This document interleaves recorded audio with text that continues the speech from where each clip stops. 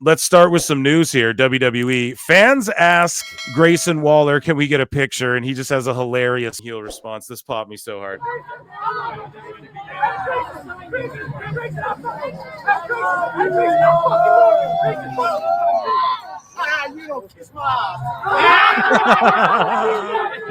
They're like, we love you, dude. We love you. He's like, yeah, kiss my ass.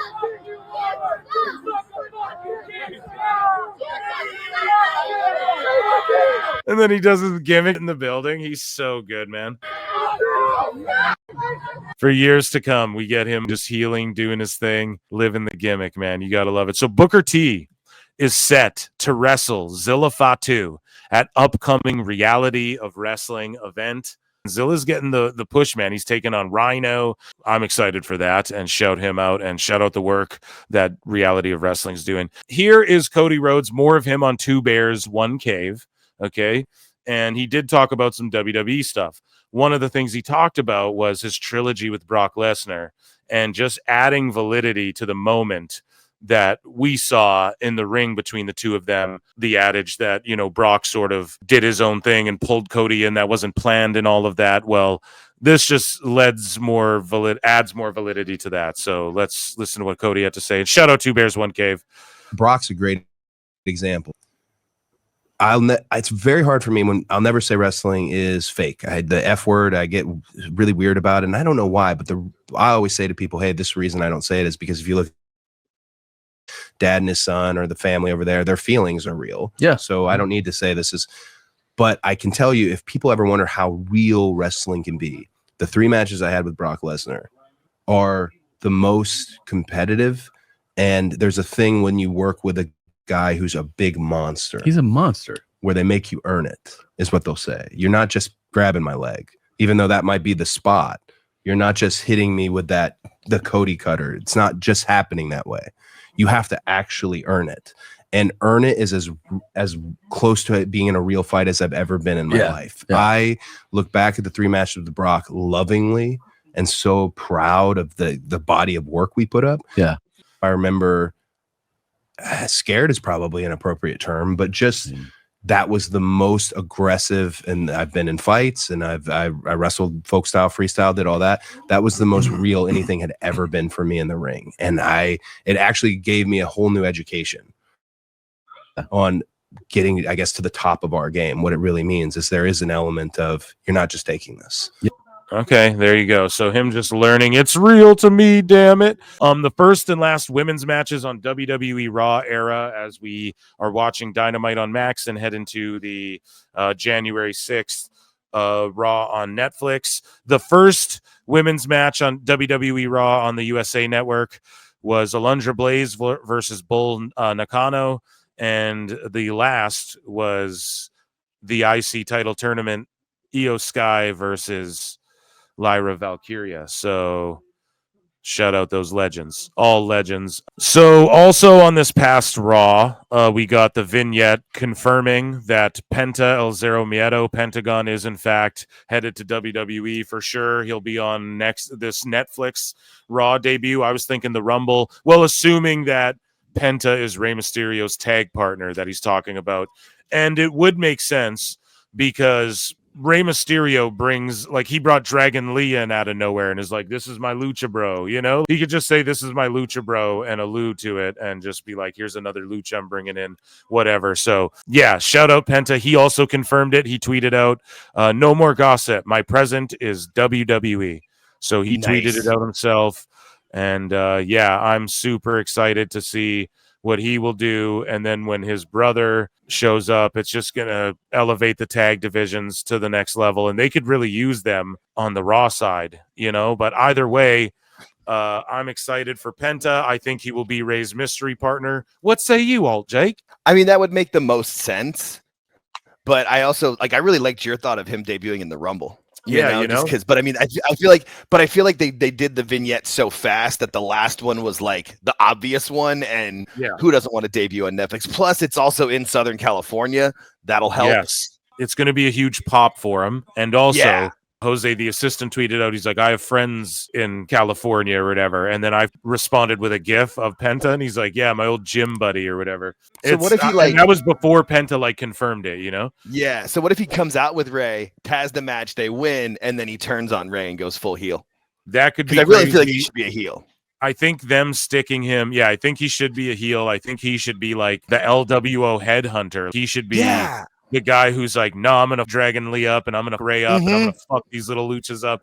I could totally see that. Scaring Selena. Yeah, that'd be great. But it'd be cool if he comes out, gets a big baby face pop, and then turns on him right after the match. That'd be great.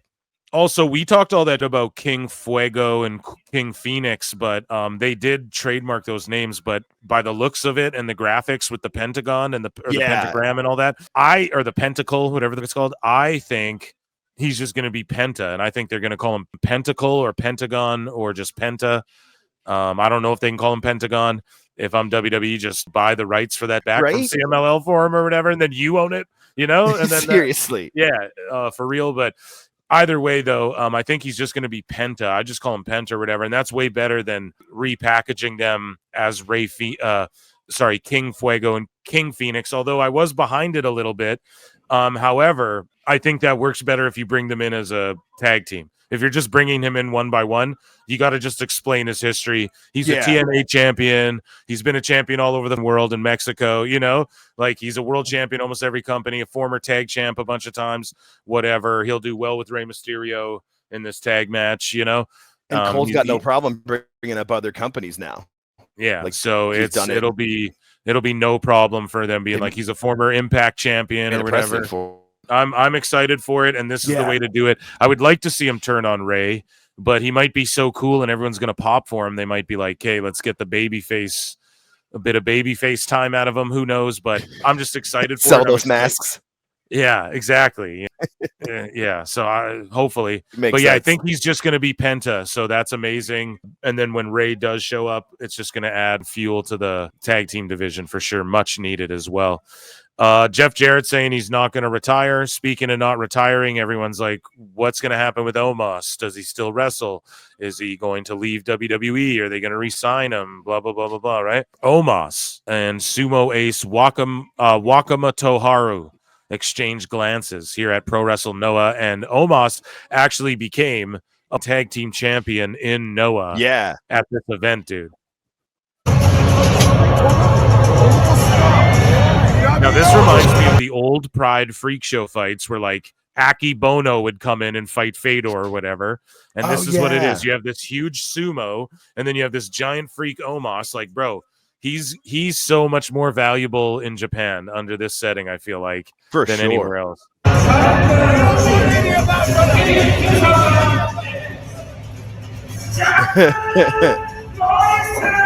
Okay. So, like, that's a match down the line, and it's teaching him the other side. It's teaching him, like, the Bushido side of pro wrestling as well, like that you can't really learn by being an NIL development guy in WWE. You got to get out in the world. You got to go to Japan. Yeah. You got to go to Mexico. You got to work indies. There's something to be learned. Like a star. Yeah, bro, and that's how he should be treated. And out there, he is a star. Big giant black dude like that shows up in Japan, and people lose their goddamn minds, man. It's happened time and time again, and I just love it. Speaking of loving it, I told you guys about Edge, and your boy Phil and your boy AltJake were right again. So 2 told you so's on the very first goddamn day of 2025. Thank you. Bye. Boom. I am right. Jade's out here filming something. She's not really injured. All the dirt sheets talk. Me and AltJake are the only going. Right. No, she's out filming something. 100%.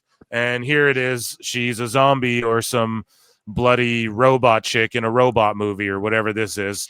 And it's not a Super Bowl commercial like we had thought. But here you go. There's the proof. Told you. Hate to be right again, but not really. And that's why you guys need to listen to PWT. WWE have released a new version of the spinner belt to honor John Cena's final year in WWE. Does this cook or what, AltJake? I mean, people will buy it. There's fans of it. I'm not a big belt mark. Like, some of them are cool, and the personalized ones, like, if it's your favorite, like the kids that grew up you know, because I'm in my 40s, so I'm thinking like the kids 10, 15 years younger than me, were their kids when Cena was champ. I mean, I could see somebody at that age who's just getting money in their life, like, yeah, I gotta buy that, especially this year. I'm 33 and I grew up with Cena, and he was my favorite wrestler for a lot of years growing up, but I wouldn't buy this belt personally. Yeah. I'm not a huge belt mark either, but I never was like a big fan of the spinners. Like when Cena broke them out, I was okay with it. But then like when Edge won the spinner and had a spin, I was like, God, I hate that so much. I think the best time with that belt was when Punk had it and he solidified it and it didn't move. It still had the same look with the champ and everything, but it didn't actually spin.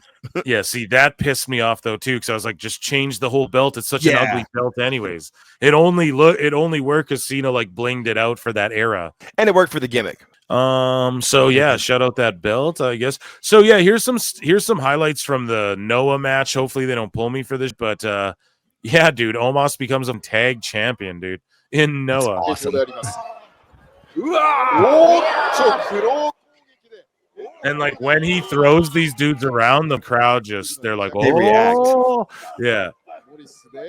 These like phony ass kicks and chops though. Like, what is this? Yeah. Oh man. Oh god, speaking of phony ass, they've got Hobbs taking on two jobbers.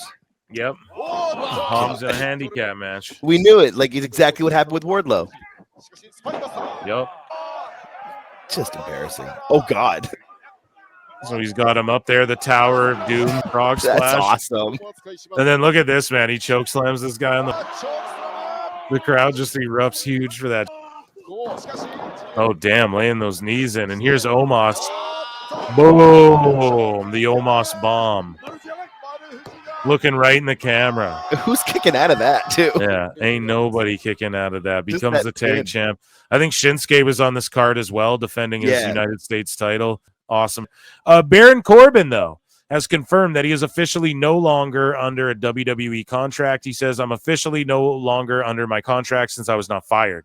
I was told they were not extending it. So if you're making a horror movie, let me know. Ha ha ha. New year, new contract. Let's see what we can create. He was backstage at an AEW event. Awful. Talked about it. Do not bring him in. Do not bring Baron Corbin into AEW. Impact, he'd cook. Bring him in as in the Nemesis heater or something like that. Okay, or something. I don't, because they worked together in the past. Yeah. Him and TNA, Corbin and TNA would be good. TNA's trying to get bigger. They're trying to get better, and they would actually use him every week. He'd just get lost in the shuffle in AEW. Yeah. Shout him out, and I hope he winds up in TNA. That would be the best place for him, hands down. Sure. Going to AEW would be such an L for him, bro. He would not fit in. They wouldn't book him correctly. Tony wouldn't value him at all anyways, because he doesn't do flips and all that. But, he's a full system guy because he came out of the PC completely. And it would just be more WWE guys. Like, you just want to get away from that. So. And he can't use the name Baron. What's he going to call himself? Karen Bourbon?